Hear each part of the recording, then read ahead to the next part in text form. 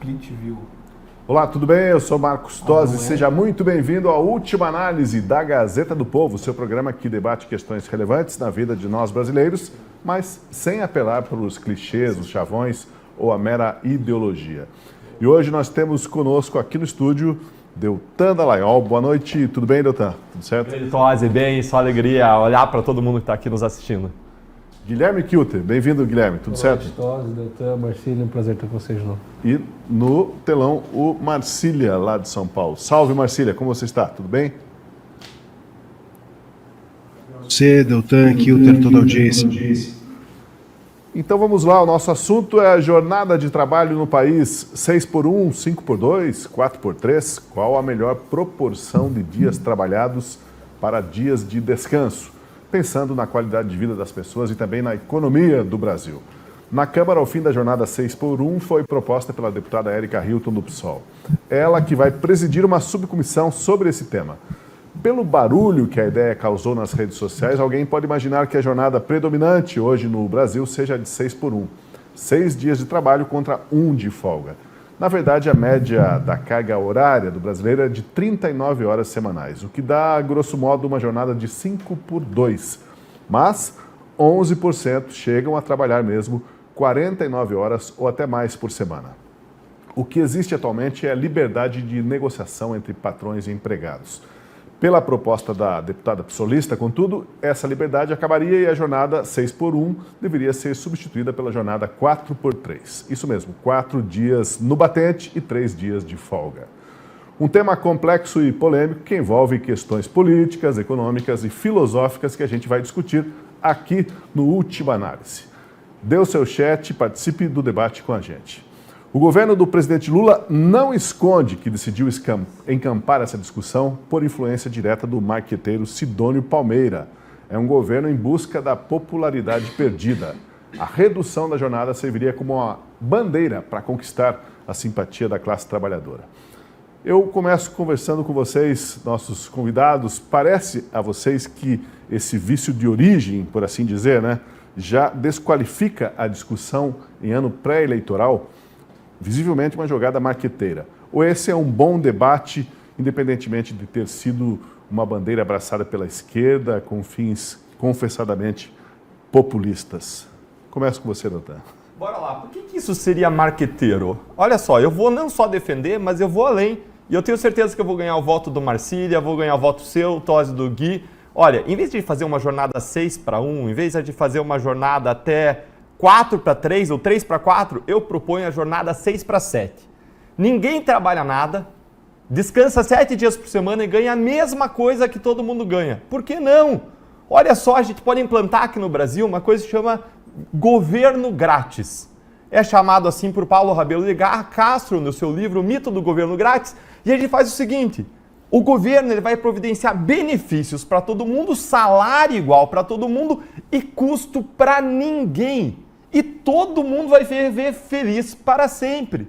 Afinal de contas, quando você propõe uma redução de carga de trabalho, o que você está fazendo é, na prática, você propor que as pessoas ganhem a mesma coisa sem trabalhar, trabalhando menos, o que é irrealista. É absolutamente irrealista. É o desejo de todo mundo, mas é irrealista. Talvez dê voto para quem não entende o que está acontecendo, o que está sendo proposto. Olha, se a gente quer mudar essa realidade, a gente tem que mudar, mas em cima de fundamentos econômicos sólidos, em cima de evidências, e não com uma proposta que é como você propor aquele oásis no deserto que nunca chega e nunca chega. As pessoas vão discutir, eles vão vender essa ideia como algo que eles querem implantar, mas eles foram infelizmente barrados pelos congressistas que são de direita, pelos exploradores, pelas empresas, mas na verdade nem eles querem implementar isso, porque isso aí quebra o Brasil. Não é possível você implementar isso. Eu diria que tem 2 grandes problemas nessa proposta. O primeiro problema é um problema de liberdade. Afinal de contas, você está simplesmente retirando a liberdade das pessoas. Se hoje um empregador e um empregado quiserem pactuar uma jornada diferente, uma jornada que seja, em vez de 6x1, seja 5x2, 4x3, 3x4, 2x5, 1x6, isso é perfeitamente livre. Então a primeira coisa que vai ser retirar é a liberdade das pessoas para trabalharem o quanto quiserem. E é claro que a remuneração vai ser correspondente ao tempo de trabalho das pessoas. O segundo problema dessa proposta é que ela não atende a fundamentos econômicos.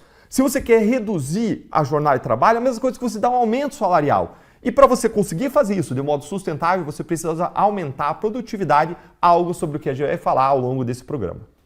Guilherme Kilter, o momento aí em que foi apresentada essa proposta já está sendo discutida desde o final do ano passado, mas agora o governo falou que vai encampar, vai ser a prioridade. A Gleisi Hoffmann disse, as fontes do Congresso afirmam também que o Sidônio Palmeira resolveu levar essa bandeira, que pediu para o Lula assumir essa bandeira, e o Lula já falou também que vai tentar trabalhar nesse sentido. Vem aí uma espécie de estelionato eleitoral, talvez, né? Prometer menos trabalho, prometer mais picanha e por aí fora. A gente vê o Lula e o PT agora voltando às origens, né? Do defesa do trabalhador, direitos trabalhistas, o sindicato e tudo mais, que foi o que fez o Lula começar a sua carreira política, né? Quando ele tinha o sindicato, fazia greve, negociava com o empresário, com o comerciante, e dali ele liberava ou não os grevistas. Mas me parece, Tosi, que o governo de esquerda, o governo do PT, o governo Lula, perderam pautas populares, pautas que de fato traziam o trabalhador, traziam o povo. Eles perderam isso de vista. Foram para uma esquerda muito mais identitária, uma esquerda mais woke, e claro, com gastança, com muitos benefícios, com muitos privilégios, e pouca pauta de fato popular. Aquele governo populista que entrega para o trabalhador, que entrega benefícios e tudo mais, isso ficou em um segundo plano. O que priorizaram eram as viagens internacionais, as emendas parlamentares, o gasto do Haddad. Então tudo isso foi se aumentando, o gasto do governo, e a máquina foi inchando, e no fim do dia o trabalhador via muita pouca coisa, né? Claro, o Bolsa Família aumentando, agora a conta de luz gratuita, né? Vai ter esses benefícios. Acho que isso é um estelionato eleitoral muito maior, talvez. Mas, de fato, a Erika Hilton teve um acerto de pauta nesse sentido, de trazer para perto do trabalhador. Uma demanda de que muitos trabalhadores no Brasil estão cansados da escala 6x1, não aguentam trabalhar tanto. E é claro, todo ser humano tem o seu limite físico, de saúde mental e todas as suas limitações naturais. E quando ela traz essa pauta para o debate político, ela ganha esse cara que tá exausto, que está cansado de trabalhar na escala 6x1. Mas é uma medida artificial, que o efeito prático é quebradeira. Vai quebrar a empresa, vai diminuir a produtividade, vai perder cargo de trabalho. Ou seja, isso não sou eu que estou falando, é um estudo da Federação de Indústria e Comércio de Minas Gerais. Eles apontaram que o PIB pode reduzir, que todo o ganho de capital do Brasil reduz, mais de 1,8 milhões de postos de emprego seriam perdidos só por conta de uma lei que obrigaria isso. Então, sim, ao meu ver, é uma proposta eleitoreira que tem efeitos práticos péssimos para o país, que reduz a liberdade e só engessa cada vez mais a relação do trabalhador com o empregado. Então, ao meu ver, é péssimo. Vamos ouvir o Marcília sobre essa proposta do fim do 6x1. Você, Marcília, é um dos que sairia perdendo, né? Porque você está em todo lugar, toda parte, trabalhando muito, está aqui no Última Análise também. Vai ter que diminuir um pouco o ritmo. Está trabalhando 10%. Pois é. Pois é. A minha escala é 7x7. Eu acho esse negócio de escala 6x3, 4, isso aí parece negócio de esquema tático, né, de futebol, e dá tão certo quanto os esquemas táticos de futebol. Eu me lembro quando eu era pequeno, não me conformava, por exemplo, de um esquema tático nunca ter sido cogitado, que era 11x0, né? Como é que as pessoas não podem botar todos os 11 para fazer o gol? Afinal de contas, isso era algo inevitavelmente daria certo da minha cabeça. Óbvio que não daria. Mas, assim como essas propostas todas do governo, não tem um jeito certo ou errado, porque o governo não deveria se meter nisso. E esse é o ponto. Veja, aqui a gente não está... É bom que as pessoas, às vezes, que estão nos ouvindo, não compreendem o tamanho do imbróglio, né? A gente tem na nossa legislação, a CLT prevê essa escala. Então, o que se quer é proibir a possibilidade dela existir. Portanto, a nossa legislação ela tem um tipo de escala permitido, 1, 2, 3, enfim, várias escalas permitidas, e o nosso governo atual quer dizer esse tipo de escala, mesmo que você queira, mesmo que o teu empregador queira, mesmo que o empregado queira, mesmo que todo mundo queira, mesmo que isso seja mais produtivo, nós, governo, porque sim, porque queremos o seu melhor, porque sabemos mais da sua vida do que você, porque sabemos o que é melhor para a tua saúde do que você, porque sabemos o que é melhor para a economia do que o teu empregador, nós vamos escolher deixar de existir essa possibilidade de escala, proibir essa possibilidade de escala, porque mesmo que você queira e o seu empregador queiram, isso é demais, é um abuso. Então, é nesse lugar. As pessoas precisam entender que o que se deseja, portanto, é impor uma vontade do governo sobre a vontade das pessoas. Não cabe ao governo fazer isso. Não cabe. E olha, é incrível que isso esteja previsto na nossa legislação trabalhista, que já é uma legislação um tanto quanto, vamos dizer assim, tendenciosa para o trabalhador, já é super preocupada, é uma legislação populista, vamos dizer assim. E agora o governo quer ser mais populista do que a legislação populista. Ele quer ser mais realista que o rei. Isso é que é o grave para mim. O que é melhor para as pessoas é um negócio que deveria ser discutido pelas pessoas.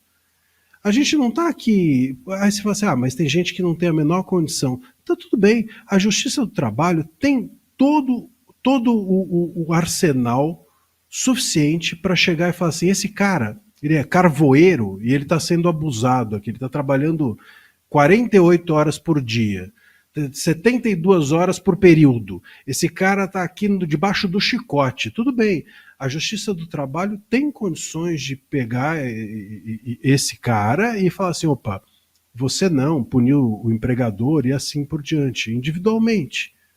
Agora, proibir toda e qualquer pessoa de fazer as suas escolhas laborais, as suas escolhas de trabalho, e dizer eu sei o que é melhor para o impacto na economia mais do que o mercado, eu sei o que é melhor para a saúde das pessoas mais do que o trabalhador, é só uma amostra de que o nosso governo não é só eleitoreiro, como vocês inicialmente disseram, mas é populista no pior jeito. Populista não no sentido de nos agradar, mas de saber achar que sabe aquilo que nos agrada, achar que sabe o que é melhor para nós. Isso é o pior tipo de governo, é o governo que estrangula toda e qualquer iniciativa, todo e qualquer estímulo, toda e qualquer, enfim, vida privada. A gente vive já muito de governo nesse país, e eu acho que eles querem ainda mais, que a gente agora também faça trabalho tanto quanto eles acham que a gente deve. A minha saúde agora é o governo que sabe que vai reger. Então, tá bom, vou começar a fazer o meu check-up lá no Palácio do Planalto, check-up anual, fazer minha esteira, já que eles sabem o que é melhor para minha saúde, vou mandar também o boleto da minha empresa lá para o Palácio do Planalto, né? Já que eles sabem o que é melhor para os meus negócios. Agora, as pesquisas mostram que mais de 60% dos brasileiros são simpáticos à ideia de reduzir a jornada, né? Porque quem não seria, né, digamos assim, trabalhar menos, mantendo o salário ou ganhando mais, quem sabe ainda, se houvesse mágica. Não há aí uma tentação para os políticos daí subscreverem essa proposta para justamente ficarem bem na foto, bem com seus eleitores. Acontece já de alguns políticos conservadores, de direita, estarem apoiando a redução dessa jornada 6x1, que é preciso sublinhar que é o máximo, né, 6x1 hoje no país. Sim. A maioria, como dissemos no começo, já é 5x2. Mas tem muita gente subscrevendo isso por causa da popularidade dessa proposta. Mas aqui o nosso compromisso é com também a responsabilidade para o país, né? Como que vocês veem o fato de alguém dizer assim, olha, vocês estão criticando aqui na Gazeta do Povo que vocês são um veículo liberal, os convidados são liberais também, são conservadores, então, e a ideia saiu do PSOL, então vocês vão ser contra de qualquer forma. O fato de ter vindo do PSOL ou ter ouvido de outro partido de esquerda, seja de onde for, esvazia um pouco essa discussão, não dá para partir desse pressuposto, né, de que é de esquerda, é ruim, é de esquerda, é bom, assina embaixo, seria simplificar demais esse debate, mas ocorre isso, né?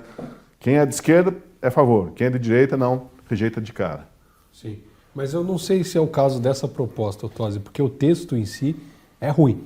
A proposta da Erika Hilton proíbe a escala 6x1, então até quem quiser trabalhar na escala 6x1 para ter uma renda maior, complementar a sua renda, não poderia, e seria obrigatório a escala 4x2, ou seja, ia acabar com a liberdade econômica de vários empresários, de vários modelos de negócio que usam esse modelo de emprego. Então, ia matar vários empregos no Brasil. Uma proposta que, inclusive, tinha erro matemático na apresentação do projeto, da contabilidade das horas, e não tinha estudo de viabilidade econômica. Ou seja, como que você faz um projeto que impacta o Brasil inteiro, os trabalhadores de todo o país, as empresas de todo o país, sem saber que impacto vai causar, se vai ganhar ou se vai perder emprego, se vai gerar PIB ou vai perder PIB, se vai gerar renda ou tirar renda. Não tinha. E ela admitiu em entrevista, não, olha, não temos impacto financeiro, mas blá, blá, blá, blá, blá, blá. Mas é um aceno para o meu público. É basicamente isso que ela está falando. Então, claro, é muito fácil assinar lá, porque eu, como político, posso aproximar aqui do trabalhador que trabalha na escala 6x1, mas aí eu vou me afastar automaticamente de todos os empresários, todo mundo que gera renda no Brasil, todo mundo, ou até autônomos, pessoas que estão no trabalho informal hoje porque querem fugir da burocracia, querem fugir dos altos impostos, ou às vezes até aquele trabalhador que está na escala 6x1 e ainda faz bico, complementa a renda com Uber, com outras atividades para sustentar a sua família, porque tem uma situação complicada. Então, ao meu ver, o que é ideal, Tosi, é quem é de direita ou quem entende o problema dessa proposta, não só por ser do PSOL, ao meu ver, a gente tem que apoiar boas políticas públicas, de onde quer que elas venham. Se há embasamento técnico, científico, de que é uma boa política pública que vai beneficiar a população brasileira, ela deve ser apoiada. Mas, infelizmente, a gente não vê iniciativas boas vindo dessa turma. A maioria do que eu vi até hoje é ruim. Então, o que eu posso fazer? Né? É uma proposta como essa. A gente teve uma alternativa, o deputado Marcon, que apresentou a PEC da alforria, que faz o contrário do que faz essa PEC da Erika Hilton, que limita a liberdade. A do Macron não, aumenta a liberdade, ou seja, institui horas trabalhadas no Brasil, como é nos Estados Unidos. Com essa PEC, cada trabalhador poderia acordar com o seu empregador quantas horas ele trabalharia na semana e seria remunerado por essas horas. Então não é por dia, não é por mês, é por hora. E aí o que vale é o acordo do empregado com o empregador, que ao meu ver é muito melhor para quem quer trabalhar mais e ganhar mais, para quem quer trabalhar menos e ganhar menos, e ainda vale todos os benefícios, todos os direitos trabalhistas com base nas horas trabalhadas. Ao meu ver, é uma proposta muito melhor que atinge o mesmo impacto. O cara trabalha quantas horas ele escolher trabalhar e não fica nessa decisão de escala. E agora, aproveitando esse gancho que ele deixou aí, isso poderia também interferir na produtividade. Estou com meu filho. E lá no Rio de Janeiro eu encontrei um tio. Não, foi bom, o Flamengo ganhou do Bahia, 1-0. Meu filho é flamenguista, ele é meu flamenguista lá de casa. Eu levei ele ficou radiante, o cara feliz. De combate à corrupção levando. Não vou falar. Os filhos têm as próprias decisões, né? Eu tenho que cuidar do meu filho. Fui lá e é um templo do futebol. Fiquei impressionado com o quanto é imponente aquele estádio, o quanto é grande. A paixão dos torcedores, foi uma experiência muito interessante. E lá eu conversei com um tio meu, ele é marido da minha tia, que tem uma loja que é uma espécie de salão de beleza, está na área de salão de beleza. E ele comentou, olha, Deltan, antes a gente tinha os empregados na CLT, e aí chovia atestado médico, se o filho ficava doente, a pessoa faltava, as pessoas tentavam evitar trabalhar, chegava atrasado. E agora não, agora com a regulamentação que veio dos salões de beleza, que agora admite que contratem no regime de MEI 3 vezes por semana, em que as pessoas são empreendedoras e são remuneradas pelo trabalho que fazem, agora ninguém mais falta, ficam pedindo para trabalhar mais. Mais ainda, quando o filho fica doente, ele deixa com a avó e não falta o trabalho. Ou seja, tudo é uma questão de você criar um ambiente de incentivos e desincentivos à produtividade correto. Mas eu quero voltar, depois de te responder, Tosi, nessa questão que o Guilherme tratou. Alguém pode dizer, não, vocês estão sendo contra isso porque vem do PSOL, vem da esquerda. Não, de modo algum.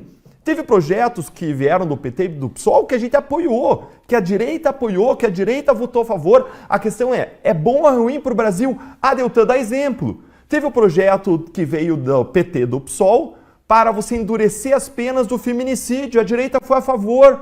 Teve o projeto para aumentar a pena de quem furta cabos elétricos. A direita foi a favor.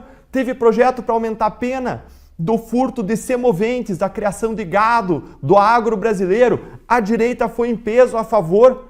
Ou seja, quando o projeto é bom, a gente apoia. Mas o problema é que esse projeto ele é ruim. Você não melhora a condição de trabalho por lei. Você não melhora a condição de vida por lei. Senão eu vou dizer simplesmente que a gente resolver os problemas do país dizendo o seguinte: vamos fazer uma lei dizendo que agora todo mundo ganha 50 mil reais por mês. Bora? Bora fazer isso? Bora! Se a lei resolve o problema, vamos fazer uma lei que todo mundo vai ganhar 50 mil reais por mês. Só que você não muda a economia, assim como você não muda o sol, o horário do sol, da lua por lei. Você tem que reconhecer como funciona a economia.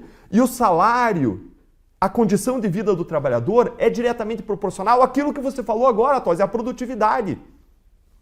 E eu vou ser bem específico para você entender o beabá disso. E o beabá disso é o seguinte: o salário de uma pessoa não pode ser maior do que a produtividade daquela pessoa, do que a riqueza que aquela pessoa produz. Digamos que a pessoa produza por mês 2 mil reais de riqueza. Se o salário mínimo, se vem o presidente, vem o Congresso e determina que o salário mínimo vai ser de 3 mil reais, mas a riqueza que a pessoa produz é de 2 mil reais trabalhando na empresa, o que vai acontecer? Ora, o empregador tem que pagar 3 mil, mas a riqueza produzida é de 2 mil, ele vai ter um prejuízo de 1.000 reais. Isso dá 3 opções para o empregador: ir perdendo dinheiro até quebrar, demitir ou contratar na informalidade. Não é à toa que a gente tem trabalhando na informalidade entre familiares, entre trabalhadores autônomos, entre empreendedores sem CNPJ, a gente tem 40 milhões de pessoas. É o mesmo número de pessoas que a gente tem empregadas formalmente via CLT. E se você for pegar só os empregados em empresas privadas que não são contratados via CLT, você tem mais de 10 milhões. É um índice enorme de informalidade. Por quê? Porque a nossa legislação já é bastante exigente. E quer a maior prova de que legislação não gera boa condição de trabalho? Para onde que os trabalhadores brasileiros preferem ir? Ficar aqui no Brasil trabalhando, onde você tem uma legislação trabalhista muito exigente, ou ir trabalhar nos Estados Unidos, onde a legislação é relaxada? Ou ir para países em que a legislação é relaxada, como a Austrália? Onde que os trabalhadores brasileiros preferem? Preferem ir para lá. Por quê? Porque lá a renda é maior, não por causa da legislação. Lá a renda é maior porque lá, no mesmo tempo de trabalho, a produtividade, a riqueza produzida é bem maior. Isso faz com que o salário possa ser bem maior. Veja que o PIB per capita no Brasil, a riqueza produzida por pessoa por ano no Brasil, o PIB per capita é aí de 10 mil dólares. Quando você vai para os Estados Unidos, a gente está falando de 60, 70 mil dólares, é muito mais dinheiro. Então o que a gente tem que fazer é aumentar a riqueza produzida por pessoa. A gente vai comentar aqui, a gente vai aprofundar, mas você precisa de 4 trabalhadores brasileiros para produzir a mesma coisa que um trabalhador americano no mesmo período de tempo. Aí não dá. O que a gente tem que fazer é aumentar a produtividade e vamos falar mais disso. Mas agora eu quero escutar aí o Marcílio e você, Tosi. Vamos lá para o Marcílio. Eu gostei muito da lembrança do que, bom, eu primeiro devo registrar aqui meu completo decepção com o Deltan de assistir jogo do Flamengo. Isso é imperdoável, né? Algo realmente que me deixa com o coração triste, mas enfim, nem todo mundo é perfeito, né? Então deixa aí minha solidariedade. E Flamengo e Bahia ainda, né? Deve ser um jogo, coitado do Bahia, enfim, imagina o que não passou nas mãos do VAR, o Bahia.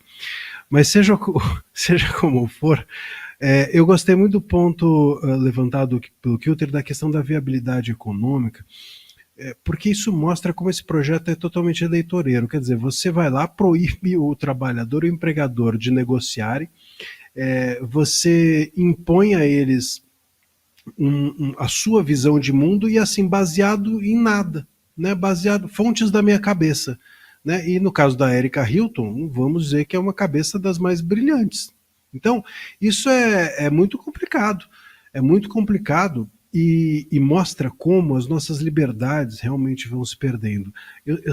Eu gosto sempre de frisar como a ideia ou como a questão da liberdade de expressão, que inicialmente foi atacada no Brasil e tem sido desde 2019 atacada com o início dos inquéritos das fake news, esse ataque à liberdade de expressão, ele vai se ampliando para ataques a outras liberdades.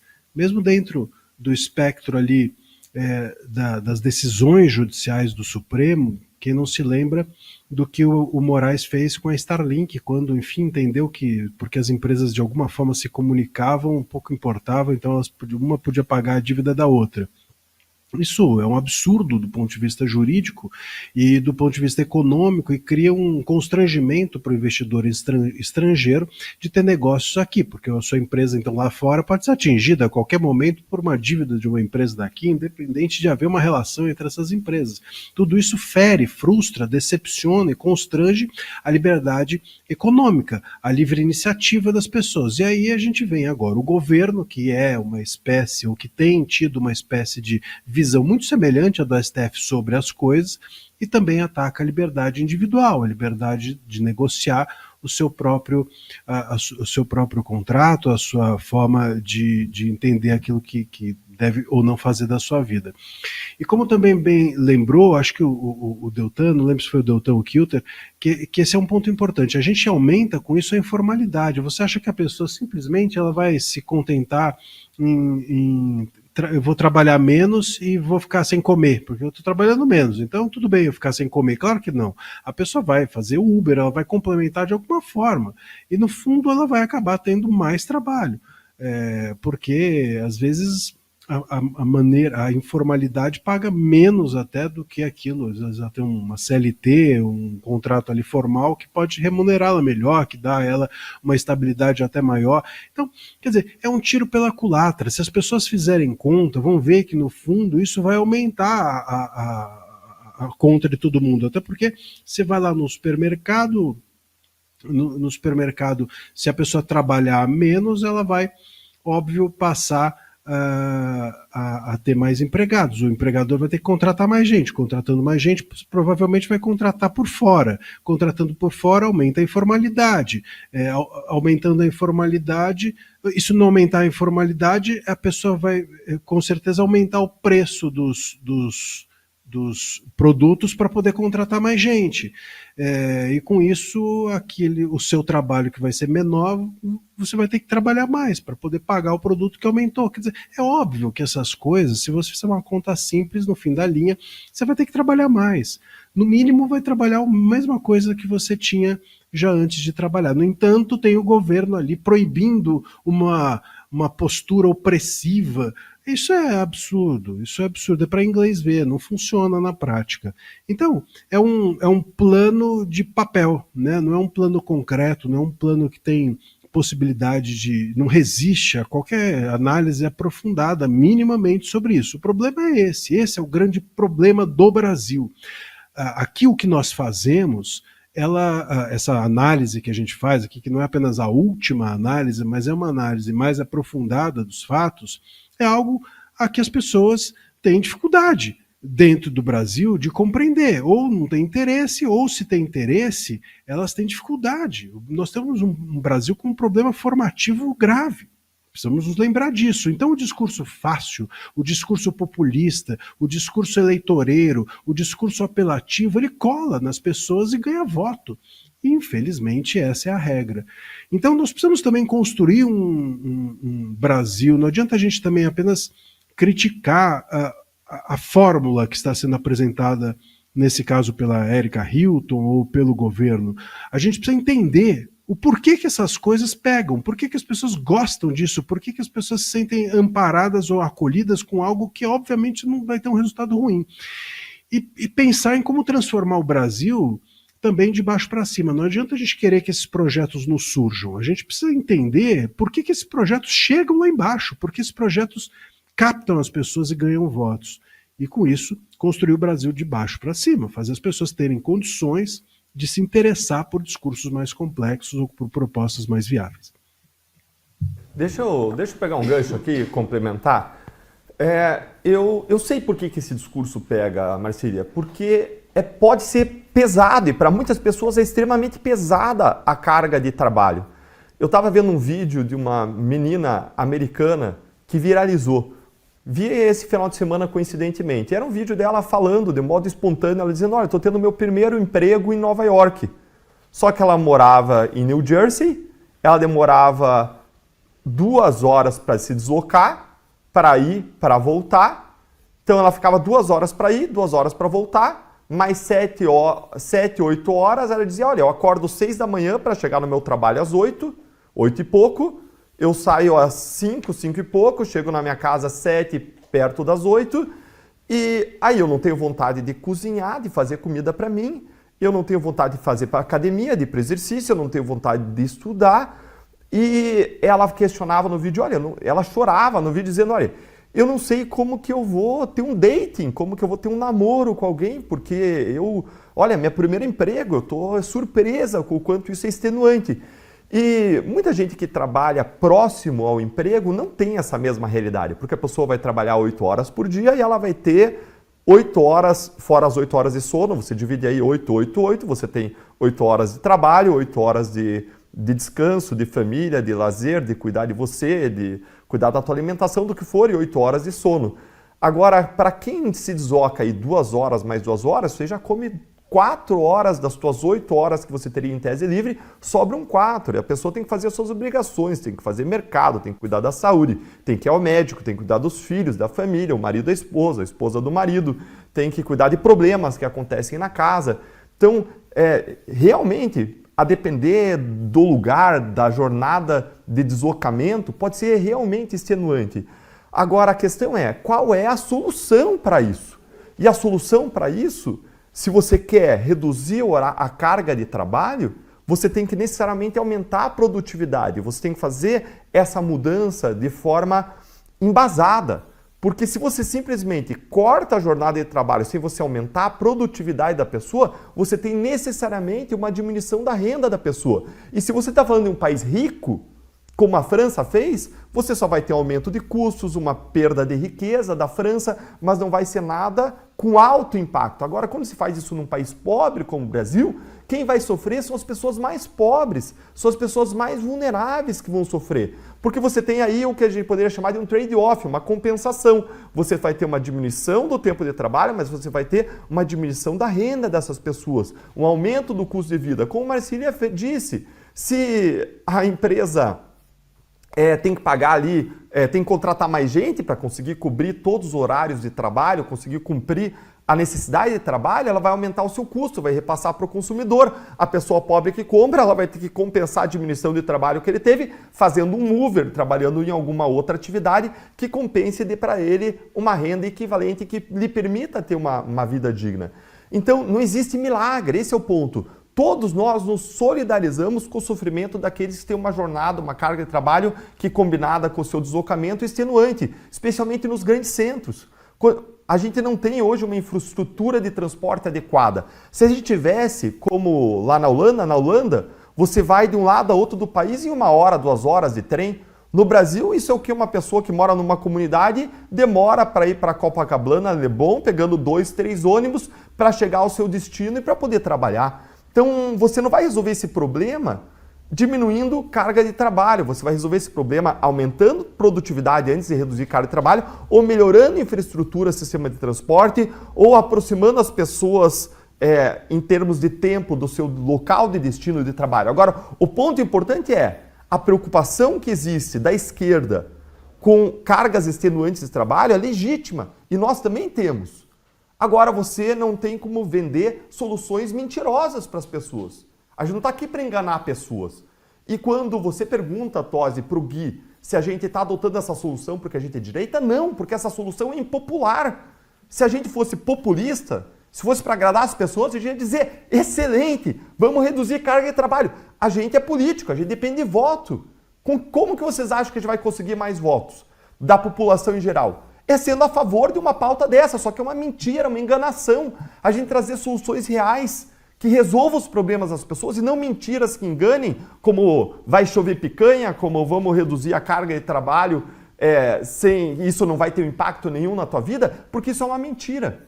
Então, a gente tem que sim ser responsável e oferecer para as pessoas soluções reais e concretas. Por mais tentador que seja, enganar as pessoas. E aí muita gente acaba abraçando essa solução, que é uma solução de não ficar mal com ninguém. Não, vamos trabalhar para reduzir, vamos ver se é possível, empurra com a barriga. E as pessoas não se posicionam, não explicam para as pessoas, não levam informação, não são transparentes, não são corretas. Eu acho que o básico que a gente tem que ser com as pessoas que confiam na gente é ser honestos, transparentes e corretos em relação ao que é a solução e o que é enganação. Um dos setores que envolve essa jornada 6x1 é o setor dos supermercados, que a gente mencionou aqui, né?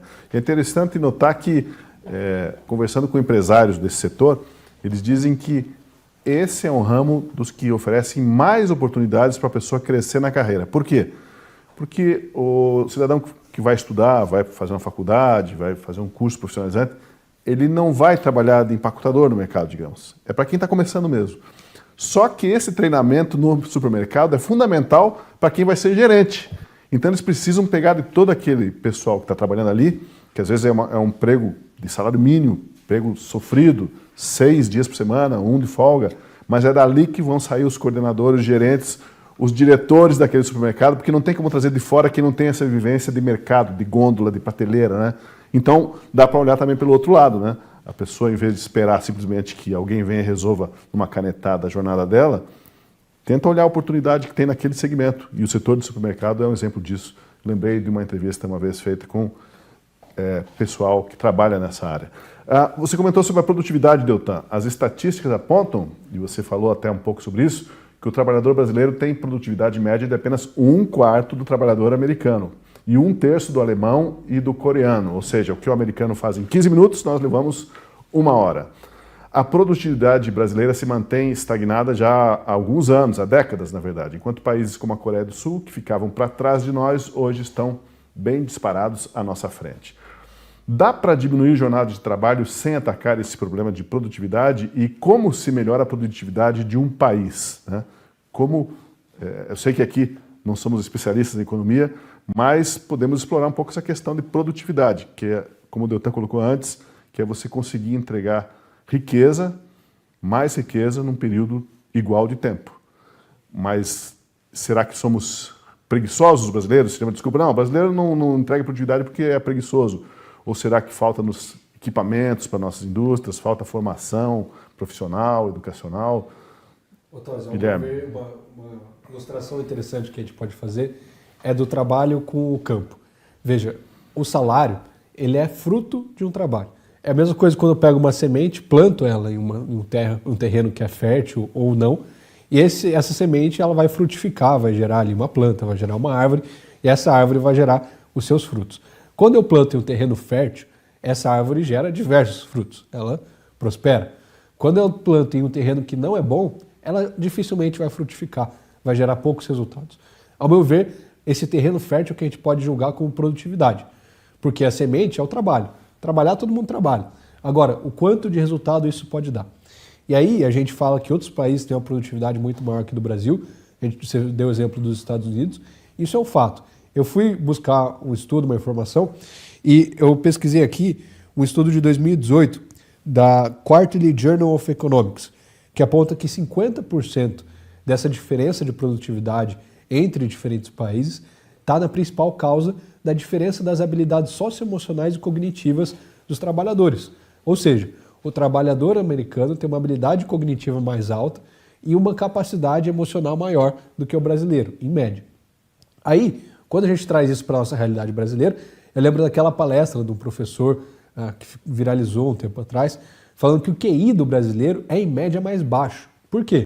Primeiro, porque tem pouco acesso a saneamento básico. O Brasil não é um país com pleno acesso ao saneamento básico. Não tem boas condições de água limpa para todo mundo. Então, pessoas mais pobres não têm esse acesso fácil. Condição alimentar, muitas vezes, é mais difícil, o alimento é pior. A saúde, por vezes, é pior. Então, o cérebro do brasileiro já tem dificuldade de se desenvolver desde pequeno. E aí, claro, a nossa educação, que é um dos principais fatores, que não atinge os requisitos para o mercado de trabalho. Você pode falar com qualquer empresário aí fora, hoje em dia. Todos eles vão falar, cara, não consigo contratar. Não tem gente, não tem mão de obra para atender aquilo que eu preciso. Não tem gente para preencher esse cargo. Até falam muito das gerações mais novas, que da geração mais nova não tem, precisa resgatar as gerações antigas. Mas fato é, tudo isso são sinais, são evidências da diferença de produtividade, da improdutividade no Brasil. Então o que nós temos que melhorar, sim, é a capacidade dos trabalhadores, com um sistema educacional melhor, com melhores condições, com saneamento melhor, com educação melhor, com saúde melhor, e tudo isso tende a gerar mais produtividade. Mas claro, um grande inimigo que existe no Brasil, que não existe em muitos outros países, principalmente como nos Estados Unidos, é a burocracia, os altos impostos e encargos salariais. Isso é um grande entrave. Não adianta nada você trabalhar, se 25%, 30%, 40% de tudo que você produz fica com o Estado. Isso é quase que um roubo. Isso é uma carga de imposto excessivamente alta. E aí o que acontece? Vai muita gente para a informalidade. O Estado deixa de arrecadar. Então, a improdutividade deve ser vista com esses motivos e ser estudada profundamente. Um dos setores mais produtivos do país é o setor agropecuário, né? Reconhecidamente, internacionalmente, o setor agropecuário brasileiro ele disputa par e passo com americanos, com europeus. Os europeus nem se diga, né? Porque a gente produz muito mais do que eles, com tecnologia de ponta, com utilização de bioinsumos, adoção rápida de inovações. No entanto, justamente esse setor que talvez deveria ser mais estudado, mais contemplado, é um dos setores mais atacados, né, pelo governo do dia. É impressionante. E esse setor, aliás, ele nos ajuda a entender muito fácil o que é essa questão da produtividade. Você pega uma determinada área agrícola e você pega uma pessoa com condições rudimentares para semear, para colher, a pessoa tendo que fazer na mão, com uma foice, ou com um cavalo, com um boi, puxando uma junta de bois. E aí você substitui, agrega infraestrutura, boas estradas, uma colheitadeira para essas pessoas, sistemas de gestão informatizados, de georreferenciamento, uma colheitadeira automática que nem precisa de uma pessoa para operar, um sistema de transporte eficiente, um trem para transportar carga sem perda de grãos nas estradas. Tudo isso aumenta muito a eficiência e a produtividade das pessoas envolvidas naquela atividade. Então, vários fatores impactam a produtividade. Eu vou destacar 4 centrais aqui. Um deles aqui o Gui mencionou, que é a educação. Quando a gente olha a educação, a gente olha uma das referências da educação, o PISA de 2022, que mede o conhecimento das crianças de diferentes países no tocante a matemática, ciências e português. A gente vê que no Brasil, mais de 70% das crianças não atingem o nível 2, que é o básico para exercer a cidadania. Mais de 50% não atinge o nível 2 em português e em ciências. A gente está no últimos 1/4 do ranking nas 3 áreas, ciências, matemática e português. Quando a gente compara com os países da OCDE, a gente só tem 11% dos alunos em ensino técnico profissionalizante, quando a gente tem na OCDE 44%. Então a gente tem uma deficiência enorme em educação. Aí você vai para uma outra área, tecnologia. De novo, a gente tem uma imensa deficiência de tecnologia. A gente exporta basicamente matéria-prima comum e importa ela industrializada. Então você exporta aço, você exporta ferro, você exporta manganês, você exporta produtos tirados da terra. As grandes empresas da nossa Bolsa de Valores tiram coisa da terra. Petrobras tira petróleo, Vale do Rio Doce tira coisa da terra e a gente exporta isso. E aí a gente importa chips que equivalem a toneladas, poucos chips a toneladas daquele material. A gente agrega pouca tecnologia na produção. E aí a gente vai para uma terceira área, infraestrutura. Eu estava na Europa agora e eu me locomovia bastante de trem entre as diferentes cidades. E no trem eu estudava, eu lia, eu trabalhava. E às vezes eu tinha que olhar para fora para ver se o trem estava se movendo ou estava parado, porque é extremamente estável. Aqui no Brasil eu vou viajar de ônibus ou de avião e eu fico lá tremendo, e eu vou riscar, e minha caneta escapa, e você não tem o mesmo nível de concentração, de dedicação, de produtividade que você tem num país europeu, nem de perto. Sem falar dos trens que transportam as cargas sem grandes perdas. Aqui a gente tem estradas precárias, congestionamentos, problemas. Quando dá um problema lá, fica toda a carga parada. E a gente tem o custo Brasil ainda por cima, relacionado não só a estradas, relacionado à corrupção. E por fim, a gente tem um ambiente regulatório ruim. O que isso quer dizer com ambiente regulatório ruim? A gente é campeão mundial, e não fique feliz, porque eu ainda não terminei. A gente é campeão mundial do índice de complexidade para fazer negócios, sem falar da nossa carga tributária. E isso impacta tudo na produção. A gente tem ainda um sistema protecionista. O governo, especialmente o governo petista, na sua política desenvolvimentista, coloca barreiras alfandegárias para a gente tentar produzir em vez de importar, só que isso acaba sendo ruim para o Brasil. Eu explico por quê. Porque a gente tem que lidar com maquinário produzido no Brasil que não tem o mesmo nível técnico e o mesmo nível tecnológico do maquinário que é produzido fora. E se a gente vai importar, fica muito caro, porque eles colocam altos impostos de importação. Quando você derrubar esses impostos, ia fazer com que a gente conseguisse aumentar a nossa produtividade, a riqueza produzida por pessoa. Então a gente tem barreiras, burocracias, barreiras tributárias, uma série de dificuldades decorrentes aí do mercado regulatório também. Então, o que a gente tem que fazer? A gente tem que melhorar educação, tecnologia, infraestrutura, ambiente regulatório. Por que a gente não tem uma infraestrutura decente? Porque não sobra dinheiro para investir em infraestrutura. Por quê? Porque a gente é o país do governo grátis, que distribui privilégios para todo mundo. Basta ver o STF, os privilégios do STF, os privilégios dos tribunais de contas, os privilégios das carreiras públicas. A gente distribui privilégios para todo mundo, um Bolsa Família que tem porta de entrada, que é importante que tenha, mas não tem porta de saída, e custos para ninguém. Aí não dá, aí não funciona. Aí a gente vai continuar sendo um país com baixo nível de produtividade, baixa riqueza produzida, baixos salários e com dificuldade para você reduzir jornada e carga horária de trabalho. Vamos lá para o Marcília, falando sobre produtividade, Marcília. Eu citei o exemplo do setor do agro, porque até saiu uma reportagem ontem no New York Times falando que a carne brasileira está disputadíssima nos Estados Unidos e na China, justamente porque eles estavam na guerra tarifária, agora fizeram um acordo, né, provisório, mas quem estava alimentando essa turma, tanto nos hambúrgueres americanos quanto nas porções chinesas lá, é o agro brasileiro. E aí você vai para o setor de açúcar, que a gente lidera, o setor de soja, além da própria carne, algodão também. Esse setor, ele entendeu num determinado momento que ele não podia ficar dependendo do governo, até porque o governo não estava dando apoio mesmo, e foram se virar. De certa forma, existe uma lição aí também para o empresariado brasileiro, aquele que talvez o Deltan mencionou de passagem ali, que é aquele camarada que fica acomodado com a proteção do seu negócio por um governo que põe tarifas, põe alíquotas para equipamentos importados, e ele tem aqui o negócio dele estabelecido e protegido por uma lei, por uma regra que não se abre à concorrência, né? Será que teríamos que também desenvolver a mentalidade do nosso empresariado nesse sentido de estar mais disposto a se expor à concorrência, Marcília?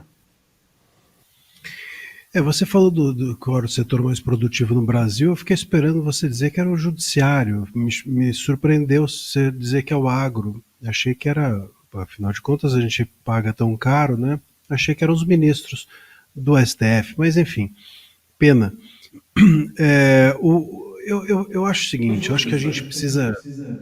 É muito injusto isso aí. Com certeza, é o maior produtor de impunidade. É muito injusto. Aí sim, né? Aí sim. Também me chocou aqui você falar do agro, e eu achei que eu tinha lido aí por aí que era o MST que alimentava todo mundo, então parece que não, né? É o agro. Por ver hoje, Marcília, por ver hoje, tem ministro do governo Lula falando hoje, porque houve uma feira do MST, repetindo aquela história de que é o MST que põe alimento na mesa do brasileiro. E já houve inúmeros estudos mostrando que isso aí é uma falácia, foi um ministro lá atrás que inventou essa história dos 70%, o Graziano, José Graziano, ele admitiu até, se for procurar aí, procura aí, José Graziano admite que inventou um número. Eles inventaram o número de 70%, 70% vem da agricultura familiar, vamos bater nisso. E batem até hoje nisso, como se fosse verdade, quando na verdade a agricultura familiar tem a sua importância, ela não precisa de mentira, né, para ser destacada a sua importância, mas é em torno de 20%, 80% é da agricultura comercial, que também é familiar, né? Está cheio de agricultor comercial, aliás, que agricultor que não seria comercial, né? Vai fazer para ficar dependendo do governo? Seria o quê? Agricultor governamental, talvez, no Brasil? Ô, Tosi, isso aí é discurso de ódio, hein? Porque essa fake news que você falou é uma fake news do bem, do amor, da democracia. Certamente essa não merece entrar lá nos inquéritos do Alexandre de Moraes. Você está fazendo o discurso de ódio. Mas vale a pesquisa, pode ver aí essa história de que a agricultura familiar responde 70% dos alimentos colocados na mesa brasileira é uma desinformação. Só que ninguém vai atrás dessa desinformação, Marcília. Hoje eu vi até um vídeo aí, por conta dessa feira, também daquele Gregório do Vivier falando algo parecido, mas eu não sei se não, talvez fosse uma esquete de humor. Então a gente sempre tem que desconfiar quando o humorista fala, se ele está falando sério, né? Afinal de contas, a única coisa que se leva a sério nesse país é o humor. Agora, o que a gente precisa... Eu acho que a questão do judiciário é interessante, porque se a gente for pensar a dificuldade de se produzir nesse país, a gente não pode excluir o judiciário. O Deltan falou bem, a questão da impunidade, a questão da insegurança jurídica, são elementos relevantes da dificuldade de se produzir. O empresário brasileiro, ele produz, apesar do governo, ele produz sempre contra toda e qualquer intenção do governo que é impedir a produção. Então é preciso dizer isso. O empresariado brasileiro é um herói, ele faz isso contra tudo e contra todos, não há estímulo nenhum. E isso é um ponto que a gente precisa levantar e não acontece lá fora, em boa parte dos países civilizados, isso não é tratado dessa forma, nem as questões tributárias, nem as questões mesmo as laborais, mesmo as questões trabalhistas. Eu já disse isso aqui em outro programa, e vale repetir, uma vez uma empresa inglesa veio me procurar para uma assessoria, isso há muitos anos atrás, que ela queria fazer um compliance, sei lá, era uma governança mundial, para todos os lugares do mundo. Ela queria pegar as leis trabalhistas e, enfim, criar uma regra geral para todas as filiais do mundo. Enfim, depois de um tempo de assessoria, ela desistiu do Brasil. A gente teve que romper porque o Brasil ficou fora da governança mundial da empresa. Então, é contra tudo e contra todos. O direito aqui, a aplicação do direito, as pessoas fazem justiça social com o direito no Brasil, e a instabilidade também das decisões coopera muito para que o empresariado não consiga investir direito, não consiga ter segurança, não consiga ter estabilidade, não sabe o que vai acontecer ano que vem. Pode ser que amanhã venha uma regra e mude tudo para o passado, né? E aí, como é que ele faz com os negócios dele? Como é que ele faz previsões? Como é que ele contingencia e assim por diante? Mas eu acho que a questão da educação, tem milhões de questões que a gente pode aqui tocar por que o Brasil produz menos, etc. Mas eu acho que a questão da educação é interessante para a gente pensar, porque realmente, como disse o Deltan, tem uma questão da educação básica que é muito importante. A nossa formação é precária. E é precária por quê? Porque a gente está preocupado em botar o aluno para aprender educação sexual, aprender a falar todes, entendeu? Ao invés de ensinar gramática e matemática. Eu já contei essa história também aqui, mas eu acho que vale dizer, a escola da minha enteada, outro dia eu cheguei lá e eles estavam ensinando o que é decolonização. E eu perguntei, e a colonização? A colonização a gente não vai ensinar. Então eles iam ensinar o que é decolonizar sem ensinar o que é colonizar. Como é que é possível? A gente está nesse lugar, e é claro então que as pessoas chegam com um defeito imenso de base na hora de produzir, no mercado de trabalho. As escolas não estão preocupadas em preparar para o mercado de trabalho, estão preocupadas em preparar o cara para ele entrar na Fefeleche e sair lacrando em volta da fogueira recitando verso. E por fim, eu acho que tem uma questão de educação também coletiva, que é muito importante. Você vai para países europeus, eles entendem muito bem como a produção é relevante para aquela empresa, como a parte do trabalho que eu estou fazendo é relevante para o todo da empresa e como a empresa é relevante para o todo do país. Existe uma percepção de coletividade que aqui no Brasil não existe. Então, se o empregado ele puder roubar o horário dele, fingir que chegou um horário, chegou no outro, você está entendendo? E por sua vez, se o empregador puder fazer o cara ficar até o último segundo do trabalho porque ele está pagando por isso. Então a gente tem uma lógica aqui que é cada um por si e, claro, isso também atinge na produção. Você não está preocupado em fazer o teu porque o teu é importante. Você está preocupado em fazer o teu porque está no teu horário. Se não está no teu horário, você levanta e vai embora. Deu 6 horas, tchau para vocês. Tchau, deixo tudo por aí e não me procure. E essa é uma educação para a coletividade que aqui no Brasil a gente não tem também. Tosi, deixa eu complementar. Eu vi um estudo da FGV que apontou que a produtividade, o aumento da nossa produtividade ao longo dos últimos 40 anos foi de 0,5% ao ano. E eles apontaram que para a gente dobrar a nossa produtividade, a gente precisaria de 140 anos. Lembre, a gente produz 1/4 do que os americanos produzem em média. O nosso trabalhador produz 1/4. Para a gente dobrar, não é para a gente multiplicar por 4 e equivaler ao americano. Para a gente dobrar, a gente precisa de 140 anos se seguir o aumento de produtividade média dos últimos 40 anos. A gente vai precisar de mais 140. Gente, isso é absurdo, absurdo. E imagina então o que os países vão fazer de aumento de produtividade em cima do ChatGPT. Coisa que as nossas crianças mal têm internet, quanto mais ChatGPT. Isso vai nos colocar mais ainda atrasados em comparação às nações desenvolvidas. Esse é um problema crucial que a gente precisa endereçar no Brasil, mas a gente não vê uma atenção do governo direcionada a isso. É como a Marcília colocou. Eles estão mais preocupados em ensinar a linguagem neutra do que pegar o dinheiro que já é investido em educação, que é um valor parecido com os países da OCDE. A gente não investe pouco em educação, a gente investe o suficiente em educação e fazer com que isso gere frutos. Porque tem muitos países que, com o mesmo nível de investimento em educação que a gente faz no Brasil, por aluno, conseguem resultados muito melhores. Só que a gente tem um sistema que não é meritocrático, que é defasado, e quando a gente tem experiências boas, aí como Sobral, como Joinville, como Minas Gerais, o governo começa a desconstruir, não gosta de meritocracia e não gosta de dar remuneração com base em desempenho e começa a desconstruir tudo isso. A gente precisa, sim,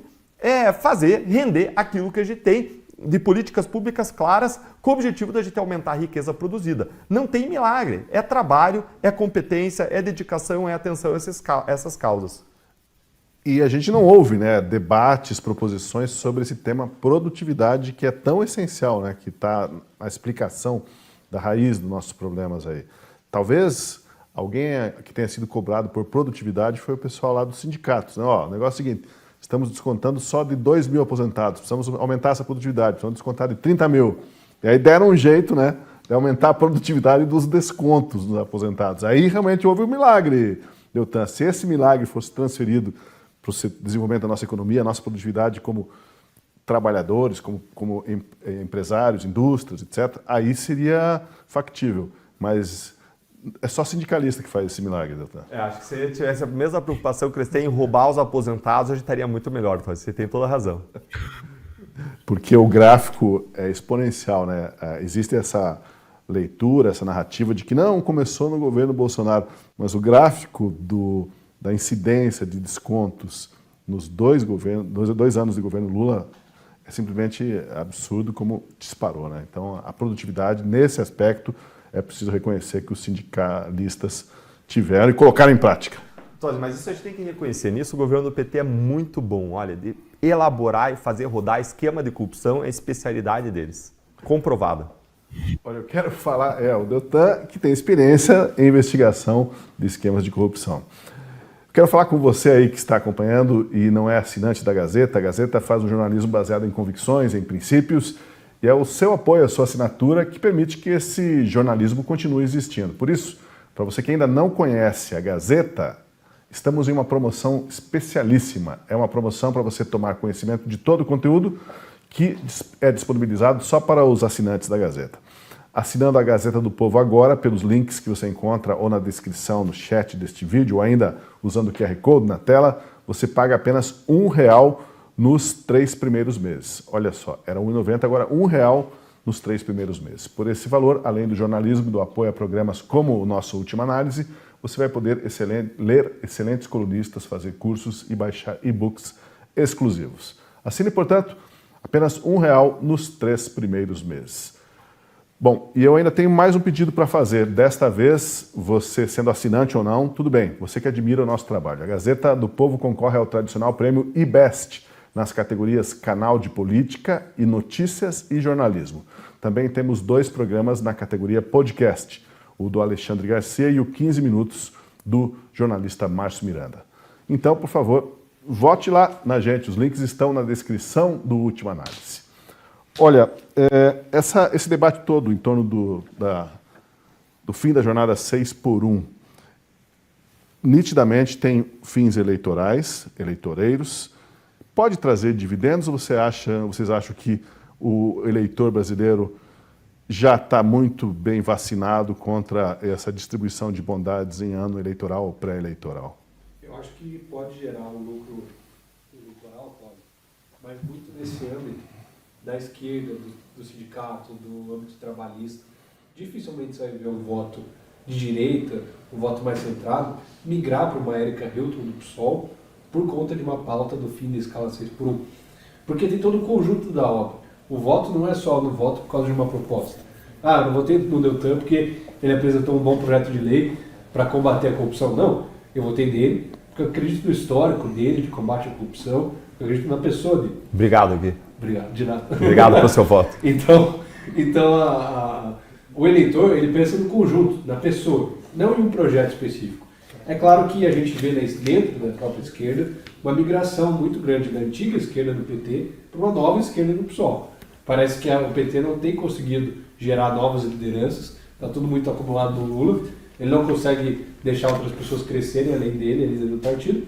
Então, novas lideranças têm ascendendo dentro do PSOL. E aí veio uma Érica Hilton com uma proposta popular dessa, populista, melhor dizendo, que tomou os debates nas redes sociais, na mídia, na imprensa, no ano passado, e aí o governo viu, nossa, falou, é mesmo, a gente deixou essa pauta de lado, por que a gente não pega pra gente? E aí esse ano, a Gleisi, Lula, Sidônio, etc., todo o governo voltou a falar dessa ideia. E parece que eles têm medo de perder esse eleitor que votou a vida toda no PT para uma nova esquerda, mas dificilmente não vejo esse voto migrando da direita, do centro, para a esquerda por causa de uma proposta utópica do fim da escala 6x1, que dificilmente a gente sabe que vai avançar ou vai ter qualquer aprovação da Câmara. Gui, eu vou discordar um pouco de você. Me permite? Claro. Olha só. Eu concordo com você que não existe uma migração aí da direita para a esquerda em cima de uma única proposta. Mas a gente está falando de bolha, quando a gente fala direita e esquerda. Tem um povão, muita gente que não vai ver o programa na Gazeta do Povo, que não é bem informado pela Gazeta do Povo, que simplesmente vai ouvir a ideia e vai ver a ideia como um oásis no deserto, com uma chance dela ganhar a mesma coisa trabalhando menos, ter outras oportunidades, ter mais tempo livre. E que não vai ter a percepção e a compreensão de que isso tem um custo, de que isso não é de graça, de que vai ter uma redução salarial. Essa outra parte da história eles não contam. E nem sempre a informação chega com a contra-informação, nem sempre a informação mentirosa, narrativa, a fake news, chega com a verdade colada. A maior parte das vezes, até segundo estudos, a fake news vai muito mais longe do que a informação verdadeira. Vai muito mais longe e muito mais rápido. Várias vezes mais, segundo vários estudos. Então, eu acredito sim que muita gente pode ter um olhar positivo para uma Érica Hilton, para um governo Lula, por conta de uma bandeira populista e irrealista. Aquele livro que eu mencionei antes, que vou deixar como minha dica de livro do dia, que é O Mito do Governo Grátis, do Paulo Rabelo de Castro, ele coloca que o mito do governo grátis, que é vendido aí pelos governos populistas de esquerda latino-americanos, dizendo que todo mundo vai ter benefício e isso não vai custar para ninguém, eles abraçam esse mito, o governo Lula, os outros governos de esquerda, eles falam que isso é possível porque vende. Porque as pessoas compram com o seu voto uma promessa irrealista. Só que a história que não é contada é que ele já tem uma carga tributária de mais de 32% em 2022 e não mudou muito de lá para cá. Melhorar não melhorou, talvez tenha piorado, talvez tenha aumentado. 32%. E para vocês terem uma ideia, tem alguns estudos que mostram que quando você aumenta muito a carga tributária, você acaba tendo um efeito oposto, começa a diminuir a arrecadação tributária. Esses estudos aí se baseiam numa curva que é a tal da chamada curva de Laffer. O que é a ideia disso aqui? A ideia é que a arrecadação ela tem uma forma de uma montanha num gráfico. Então imaginem um gráfico. E olha, quanto mais você aumenta a carga tributária, mais você aumenta a arrecadação. Quanto mais você aumenta uma coisa, aumenta a outra. E a curva vai subindo. Vai aumentando a carga tributária, 10, 20, 25%, você vai aumentando a arrecadação. Até que tem um ponto que a carga tributária é tão grande que isso sufoca a atividade produtiva. E aí, o que começa a acontecer é que as empresas começam a quebrar, os empresários não investem mais porque não vem mais retorno e começa a diminuir a arrecadação. Ainda que você aumente a carga tributária, a arrecadação começa a diminuir. Então veja que no Brasil você tem uma carga tributária alta, em tese, em benefício dos brasileiros, mas vejam, a gente está entre os 30 países com maior carga tributária do mundo, segundo o estudo do Instituto Brasileiro de Planejamento Tributário, e nós somos, desses 30, o que menos devolve em termos de segurança, saúde, educação e serviços públicos. Então, simplesmente, o governo tira e não devolve para a sociedade. E aí a gente tem uma carga altíssima, e as pessoas que estudam aí esse efeito da curva de Laffer falam que uma carga tributária entre 30% e 35% já começa a ser ineficiente. E que para países que atuam de modo ineficiente, com economia ineficiente, que não devolvem bons serviços públicos, boa infraestrutura, 25% a 30% já começa a ser ineficiente, a gente já está em 32%. Então, eles vendem essa ideia de benefício para todo mundo, eles distribuem e gastam tudo que pode, não investem em infraestrutura, que é o que gera desenvolvimento econômico, investem em benefícios sociais que têm porta de entrada e não têm porta de saída, e isso acaba prejudicando o Brasil no final das contas. Mas por que eles fazem isso? Porque eles ganham voto. Porque eles conseguem, com esse blá blá blá, com essas promessas irrealistas, com esses planos ilusórios, eles conseguem se eleger, se reeleger, se manter no poder. Eles ganham frutos disso, isso compensa eleitoralmente. O que a gente está fazendo aqui hoje, defendendo a realidade, é impopular. Essa é a verdade. É impopular, mas é a realidade.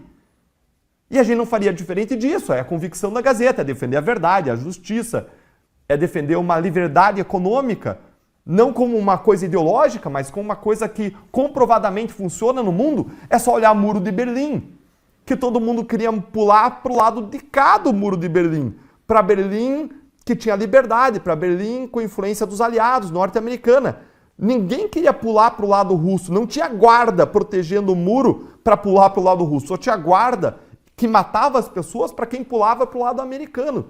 Então, a liberdade é comprovadamente boa, mas o que eles fazem é intervenção econômica, como quer fazer esse projeto da Erika Hilton, querendo, num intervencionismo econômico, mais uma vez, determinar o que pode ou o que não pode e cerceando a liberdade das pessoas com mais promessas que não vão ser cumpridas. A intenção, né, de aprovar essa medida pensando na popularidade do presidente já está declarada, inclusive pela ministra lá da Casa Civil, a Gleisi Hoffmann. Eles estão de olho no efeito que isso pode ter sobre a popularidade do Lula. Mas não fica uma coisa muito escrachada, Marcília? Vou fazer isso, vou prometer o almoço grátis, porque daí o pessoal vai acreditar e vai votar em mim.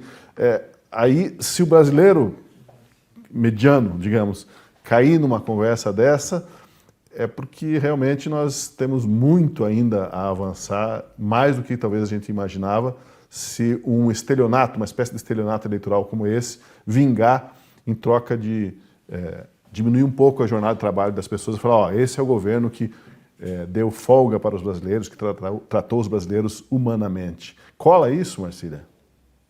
Cola, mas cola. Mas não cola que a gente está defendendo a democracia há 6 anos.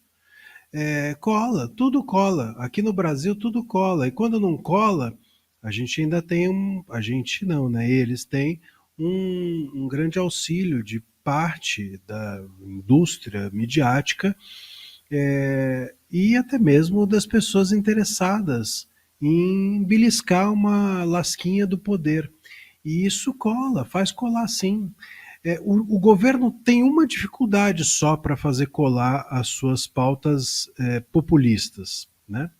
E com isso entenda-se também eleitoreiras, etc. Que é o governo está sem material humano, vamos dizer assim. As pessoas que estiveram historicamente ao lado do governo Lula nos últimos anos estão caindo fora. Essa é uma dificuldade, né? A gente tem falado aqui, por exemplo, do Sidônio, mas o Sidônio já é a substituição do Pimenta. O Pimenta enfim, já deu trabalho, vamos dizer assim, para o governo. O Sidônio também cai numas cascas de banana. Tem gente que desembarca do governo. Então, isso cria uma certa dificuldade. O governo tem tido não muita habilidade também para colocar nomes, e essa é a instabilidade. Mas enquanto o governo está rodando direitinho, enquanto está tudo certinho, cola, mas cola que é uma maravilha. Infelizmente é assim. E é assim mesmo. E vou dizer, não é assim só a esquerda. Se você botar um governo de direita, de esquerda, de centro, de ponta cabeça, e ele quiser colar uma narrativa que seja populista, vai entrar fácil. Infelizmente, nós temos um problema sério de base, que é educacional, de capacidade de analisar o fato do dia em contexto com o de ontem e com a projeção do de amanhã. Isso é um problema sério, infelizmente, no Brasil. Quem consegue fazer, ou ter um pouco mais de profundidade em relação a isso, claro, não são todos, não dá para dizer que todo mundo entra nessa pataquada, mas a maior parte do Brasil, quem consegue fazer isso, a gente pode já pensar aqui que está numa certa elite intelectual, por incrível que pareça, a gente já pode chamar isso de uma certa elite intelectual, que é, com certeza, 99,9% das pessoas que estão, por exemplo, agora nos assistindo, né? Mas, do ponto de vista do capital votante, né, a maior parte é das pessoas que entram, e entram fácil nessa narrativa. Veja, as pessoas acreditaram em Orwell quando disse que estavam chegando discos voadores, né? As pessoas entram em qualquer coisa. As pessoas, em geral, estão predispostas a acreditar nas suas próprias fantasias. Mas se ainda falta a ela educação, então aí, com certeza isso ajuda muito. O que dizer para aquela pessoa que está extenuada, como disse o Guilherme no começo ali? 6x1, está trabalhando muito, não tem tempo para o lazer, para a família, não está feliz com a qualidade de vida dela, vai embarcar nessa de que o governo, numa canetada, vai resolver a vida dela. Qual que é a saída para quem está insatisfeito, né? Eu sei que parece uma pergunta até básica, mas muitos estão insatisfeitos com jornadas que consideram longas demais. E outros trabalham super satisfeitos também em jornadas muito longas. Então, a satisfação depende de um para outro, né? Mas o que dizer para as pessoas que trabalham 6x1 e não veem uma saída? Tem também aí uma questão da livre iniciativa, né? De você poder, a qualquer momento, chutar o balde e falar, vou fazer outra coisa na vida, né? Não vou trabalhar 6x1, vou vender paçoca no semáforo ou outra coisa que talvez ganhe mais do que isso. Como dá para a pessoa que está inconformada enfrentar essa situação? A gente nunca pode vender falsa esperança, né, Tosi? Que é o que a esquerda gosta de fazer. Um benefício aqui, uma conta grátis ali, um incentivo a colar. Isso é o comum que eles estão habituados a fazer. E essa proposta do fim da escala 6x1 não é diferente. Se amanhã aprova esse projeto, a gente vai ter que falar a realidade para o cara que trabalha 6x1. Ó, talvez você perca seu emprego, talvez seu salário seja reduzido. Por quê? Mas aprovou o fim da escala 6x1, sim. Então o empresário vai ter que cortar gasto, porque vai aumentar, ele vai ter que contratar mais gente para cobrir o serviço que ele oferta, o produto que ele gera. Isso vai contratar mais gente, com mais encargo, com mais imposto, vai aumentar a folha, ele vai ter que talvez cortar salário aqui, cortar a tua carga de trabalho. Então no fim do dia, não é essa solução utópica que eles vendem, não é a solução para o fim da escala 6x1, para os abusos do trabalho, para uma escala exaustiva, para as pessoas que trabalham muito e precisam trazer dignidade para sua casa. Às vezes a gente vai precisar falar, olha, a melhor proposta não é essa, a melhor proposta é essa outra, que vai te dar mais liberdade. Você vai conseguir falar com o teu patrão, vai conseguir acertar o trabalho com ele, quanto tempo você quer trabalhar mais ou menos, não vai precisar ficar fazendo bico no final de semana, você consegue ficar mais no seu emprego e ganhar mais por ele. Então a gente precisa trazer a realidade. Quando a gente traz essa realidade e não essa falsa esperança que o Lula está acostumado a vender, que a esquerda está acostumada a trazer, a gente consegue mostrar aquilo que de fato acontece, que é o que essa proposta traz. Promessas vazias, mas cumprimentos mínimos. Então a gente tem que trazer uma solução real. Acredito que essa PEC do Macron, a PEC da alforria, é uma solução real para esse problema, que dá a liberdade. A liberdade é a solução verdadeira. Porque essa pessoa que está na 6x1, ela está presa, está exausta, está cansada, está presa numa escala que muitas vezes ela não quer, que ela está lá por necessidade, não por vontade. E a gente quer dar liberdade. Então, olha, eu quero te dar liberdade. Liberdade para você trabalhar quantas horas você quiser e ganhar por isso. Você não acha isso bom? Acho, então pronto. Então, ao meu ver, essa é a resposta que nós, enquanto representantes do povo, eleitos, a gente tem que dar. Eu entendo o seu problema, vejo que é uma necessidade real, mas essa não é a melhor solução porque vai acontecer isso. Essa é a melhor solução porque vai acontecer assado. E explicando tudo isso fica mais claro. Olha, Tosi, acho que você fez uma pergunta que é existencial, uma pergunta essencial para cada ser humano responder. E o que eu diria para você é, não perca a sua vida no emprego que você não gosta. Não perca a sua vida, você tem metade da tua vida pelo menos investido no teu emprego. 8 horas você dorme, das suas 16 horas, 8 horas você vai investir no teu emprego. Se você não gosta, você tem duas opções. A primeira que você tem que tentar é uma reprogramação cerebral.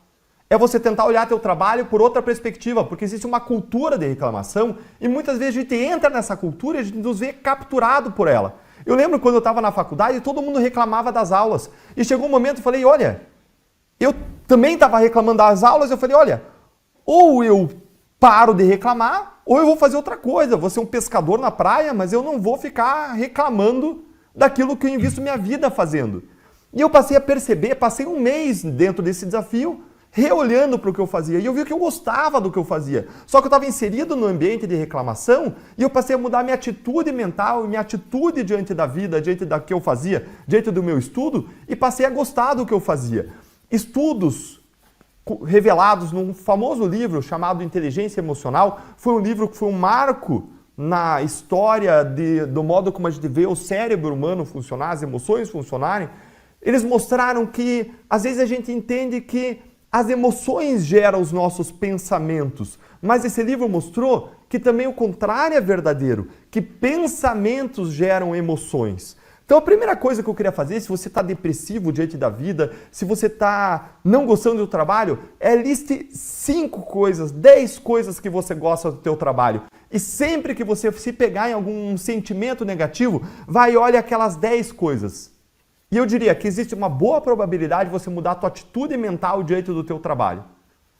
A Bíblia mesmo, para quem é cristão, incentiva a gente não reclamar e fazer todas as coisas como se fosse para Deus, com excelência, com prazer, com alegria. E essa é a minha visão de mundo cristã. E eu garanto para você que o mínimo que vai acontecer é você se sentir melhor. Agora existe um segundo conselho. Se ainda assim não funcionar, e até independente disso, continue investindo em você. Cuidando do teu jardim para que borboletas venham pousar. Cuide, invista na tua pessoa, no teu desenvolvimento pessoal, profissional, para você ficar melhor. E se você ainda assim você não gostar do seu trabalho, você não encontrar oportunidades de crescimento, busque uma porta de saída. Mas busque uma porta de saída programada. Não como alguém louco que pede demissão de uma hora para outra e não sabe o que fazer e precisa sustentar a família e não ter uma renda. Não, melhore, se desenvolva e distribua o teu currículo, participe de entrevistas de emprego, considere a possibilidade, se possível, de empreender, mas se planeje para isso, tendo uma reserva para alguns meses, calculando aquilo que você vai precisar investir e busque uma porta de saída, porque sempre é possível você se desenvolver, você crescer, você buscar excelência, você se tornar uma pessoa melhor. Existem vários cursos, inclusive gratuitos, proporcionados por entidades como a Federação das Indústrias e Comércio, o SESI e Senai, que te criam oportunidades de saída e de crescimento. Vamos lá para o Marcília. Marcília, para quem está insatisfeito no 6x1, é melhor o 0x0? Também não dá, né? Olha, eu fiquei aqui primeiro imaginando como seria o Deltan sendo pescador na praia, já que ele deu esse exemplo. Estou até agora tentando imaginar esse exemplo, mas enfim. Uma outra coisa, só para corrigir, eu mencionei agora há pouco, falei Orwell ao falar da invasão alienígena, mas não, é o Orson Welles, né? O Orwell é o do 1984. O Orson Welles foi quem narrou na rádio, né, criou aquela polêmica toda com a invasão de marcianos na Terra, eu acho que em 1938, 34, uma coisa do gênero, então só fazendo essa correção. Mas são dois ótimos nomes válidos.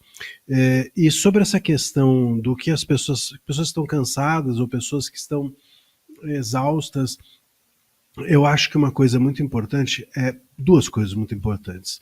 Não tem nada demais você mudar de emprego, né? Uma pessoa que não muda é uma pessoa que morreu. A mudança faz parte da vida de todo mundo. E nada pior, nenhuma traição é maior do que a de você estar infeliz e se manter na sua infelicidade. Mas claro, como bem disse o Deltan, você precisa se preparar para isso. Você precisa ter algum tipo de plano B, né?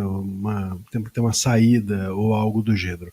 Mas as pessoas, no entanto, muitas vezes querem sair daquilo que dá trabalho e acham que existe um paraíso em algum outro lugar.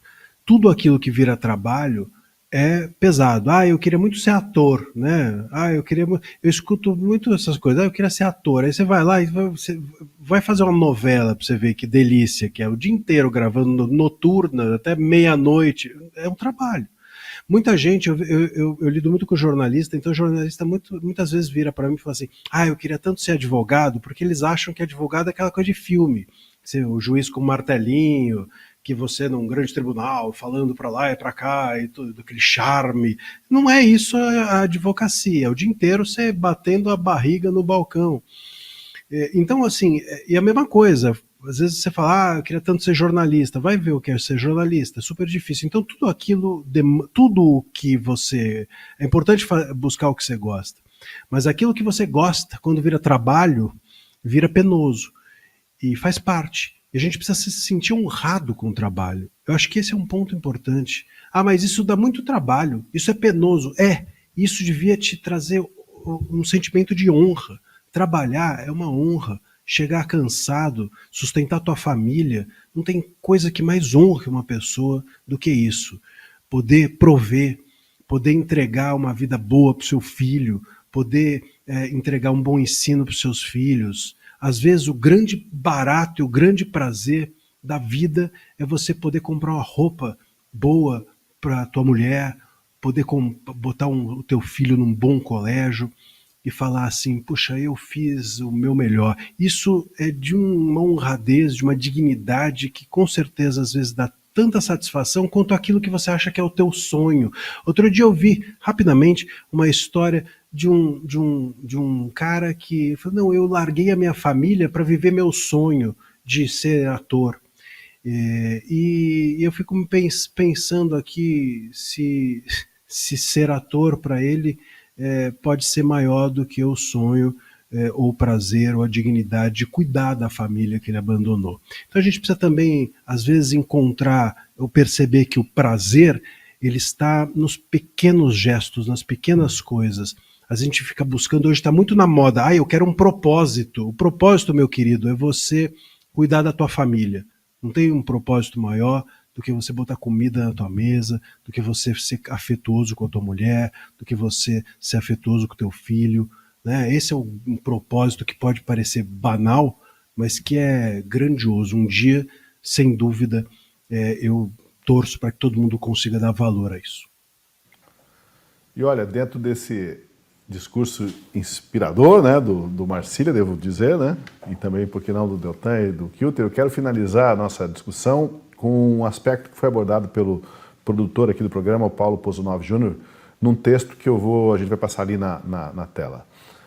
Ele diz assim, é por causa dessa contradição ambulante que somos todos que no texto de hoje perguntam o que você faria caso a PEC fosse aprovada e você passasse a ter 3 dias de folga na semana. Afinal, muita gente que diz que adoraria sextar na quinta-feira não tem a menor ideia do que fazer com o tempo livre. Descansar, estudar, fazer trabalho voluntário, trabalhar informalmente em outra atividade para complementar a renda, cuidar da casa e se dedicar à família ou simplesmente curtir a vida adoidado. O que fazemos do nosso tempo, né? Seja 6 por 1, 5 por 2, 4 por 3, Todos nós temos um tempo, né? E dentro dessa toada filosófica, para terminar o programa aí, o mérito dessa discussão é o que fazemos do nosso tempo, né? Todo mundo tem um pouquinho de tempo, seja para se qualificar, para quem sabe conseguir um dia um trabalho que não precisa trabalhar tanto, né? Mas a pessoa não vai sair dessa condição simplesmente acreditando que o governo é que vai reinventá-la, né? Nós temos que nos reinventar nós mesmos, né? Alguma palavra final antes de a gente encerrar o programa? Eu quero pegar aqui um comentário, aqui foi o comentário do Luiz. Ele disse, olha, engraçado que ninguém no estúdio trabalha 6x1 em cozinha do McDonald's. Só é contra quem trabalha 5x2 ou até menos. Eu quero dizer, Luiz, que você está errado. Eu quero dizer que eu trabalho 24/7, 7 dias por semana, 24 horas por dia, e eu separo intencionalmente tempo para cuidar de mim, tempo para a família, mas eu trabalho em todos os dias da semana. Eu trabalho bem mais do que 40 horas, 44 horas semanais. E vou dizer mais, eu faço isso porque eu não separo lazer e trabalho.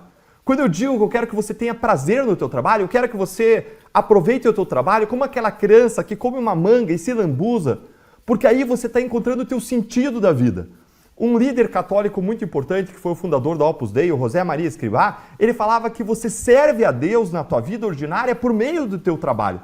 O teu trabalho tem que ser um trabalho como se fosse para Deus, com excelência no que você faz, e aí você encontra prazer e realização no que você faz, e aí você não separa mais trabalho e lazer como se fossem duas coisas totalmente separadas. Não, você mistura os dois, porque trabalho é lazer, só que existem outros lazeres importantes, como você se dedicar tempo à família, você investir na vida dos seus filhos, você cuidar de si mesmo, você ter suas disciplinas, sua vida espiritual, você cuidar da tua saúde, você investir na vida da tua esposa, tudo isso é importante, então você vai separar tempo, mas o teu trabalho vai ser parte da tua missão existencial. Você vai encontrar prazer e realização, seja um caixa de McDonald's, seja alguém que está fritando hambúrguer, seja alguém que está escrevendo na Gazeta do Povo, seja um político, seja um médico, seja um cirurgião, seja um dentista, seja um professor, seja um varredor de rua. Essa pessoa vai fazer com excelência, porque vai passar a ver a sua atividade não como simplesmente uma atividade em si, mas como uma atividade de amor e serviço às pessoas, que impacta a vida em comunidade e tem uma finalidade social, seja qual for, e traz dignidade para o ser humano, e como Marcília trouxe,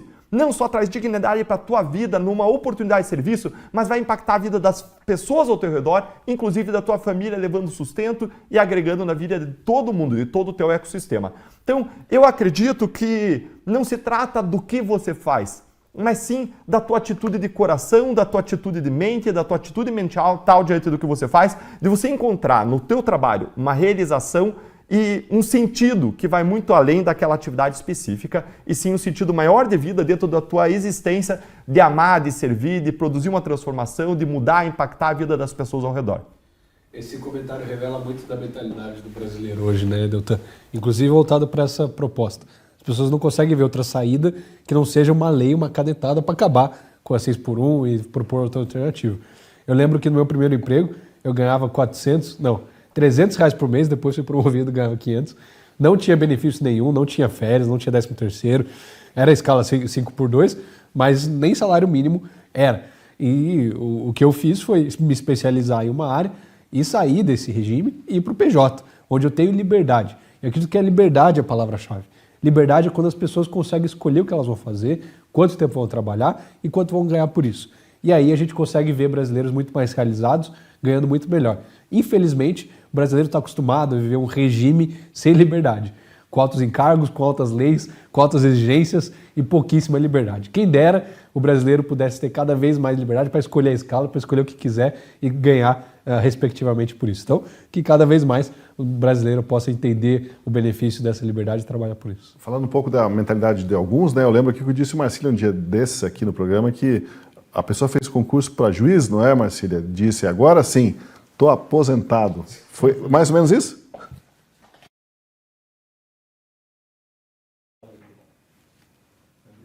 O microfone lá, Marcília, abre o teu microfone aí, acho que está fechado. Não? Estamos sem o contato? Sem o áudio? Marcília foi censurado por alguém. E você não apertou aí no mute do microfone? Às vezes acontece comigo, no próprio microfone tem um mute. Mas deixa estar, o Marcília contou essa história, só fala esse positivo aí, Marcília, então. É isso, né? Foi uma pessoa que passou para juiz, né? No concurso, falou, agora estou aposentado, estou com a vida resolvida Acabaram os meus problemas. Marcília. Oi, tudo bem? Bom, é isso. A história é essa mesmo, tá? Lembrei corretamente, né? Só faltava ser uma coisa bem diferente, não ia ter como explicar, mas o sinal positivo dele ali já clareou as coisas. Bom, obrigado a vocês pela participação, pelo debate, muito interessante. Obrigado a você que ficou com a gente até agora. Lembrando que a última análise de segunda, quinta-feira, das 7 às 8h30 da noite, e a reprise no dia seguinte, às 9h30 da manhã. Fique com a gente, fique com a Gazeta do Povo. Até a próxima.